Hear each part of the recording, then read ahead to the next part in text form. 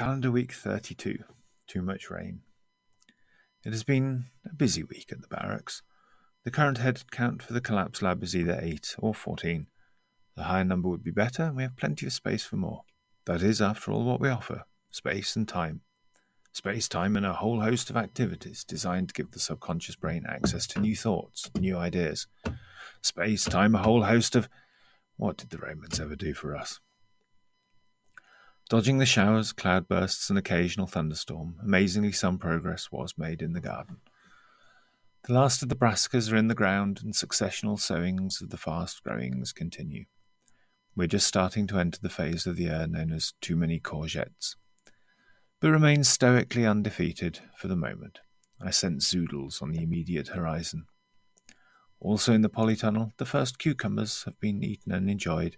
Siblings are on the way. And next to that, the 6 gherkin plants with the strangely shaped leaves have revealed themselves in their fruiting bodies. They are melons. Melons and gherkins have very similar seeds, and when I sowed them, the former were in way worse shape than the latter. So in all of one and none of the other sprouted, I was mildly disappointed at not having my usual 1 or 2 melons per year, but happily imagined kilners full of pickled gherkins delighting the shelves in the winter larder with their tangy, crunchy green deliciousness. Since I planted them out, I had been mildly confused by the leaves, which in their unusualness would count as slightly off shape, shade, and style for a gherkin. How I didn't notice that they were in fact melon-shaped, melon-shaded, and melon-styled would confuse me for a while, if that wasn't exactly the sort of thing that I would do anyway. Running to form, brain, running to form. Hey-ho, melons can't be preserved in any meaningful way. I've never made melon jam before. I will do this year. But there looks like a very good chance I will be eating more than a singular sweet round breakfast this year. Pirate gardening tip of the week.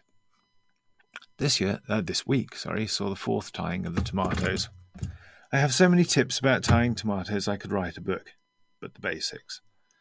Tie to keep them upright. They don't need to be standing up straight for their own benefit. Let them sprawl across the floor and they'll be perfectly happy, making leaves and shoots and throwing roots down into the ground. You just won't get many tomatoes. When they start to bend, tie just under where it is kinking and pull it back towards the stake. The temptation is to tie it above the bend. It feels as if you're going easier on the plant. You don't need to go easy on tomatoes. They're the least fragile plants in your garden. Once they start growing, nothing will stop them. It will send out exciting new shoots at the point of the curve that is facing upwards, failing to resist the urge to bifurcate into a bush. You will inevitably miss some of the side shoots, and they grow fast. Even if they hit the width of the main stem, you can still pinch them out. And the actual tip of the week now.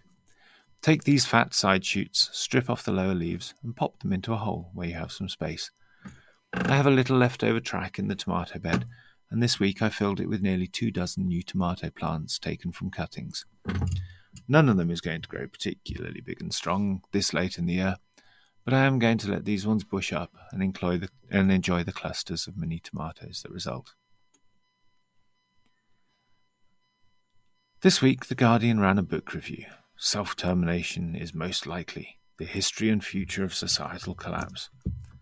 Journalism is all but dead, murdered by profit, partisanship, and AI. But hey, at least a cut and paste of the most basic ingredients of a story can make it into the digital paper. These being someone else's work. An epic research paper in this instance. It doesn't matter that it's way too late and only repeats what a thoughtful person might have reasonably concluded a decade ago. But epic takes time. A catchy name that people can pretend to understand without having to read more than the title.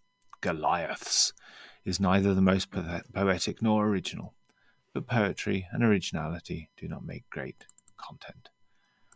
A potted history of nothing much that can be adapted for the argument, and a positive message to end on, no matter how utterly bleak the bulk of the message was. Except they didn't. Despite the reviewer trying to desperately ring a "but we still have time, we can do something if we all rally together" positive beat at the end, the author of the book, Dr. Luke Kemp, isn't having any of it. Somehow he managed to get the conclusion to be that collapse is by far the most likely outcome. They didn't mention a time frame. I expect that means something bad. My favourite part, though, is the obligatory author photo. Sometimes, if you listen closely, you can hear a photograph. In this one, I can, with my own ears, hear the voice of Dr. Luke protesting the flagrant limpidity of the idea. In a fucking graveyard? Are you shitting me? I alluded to the rain above.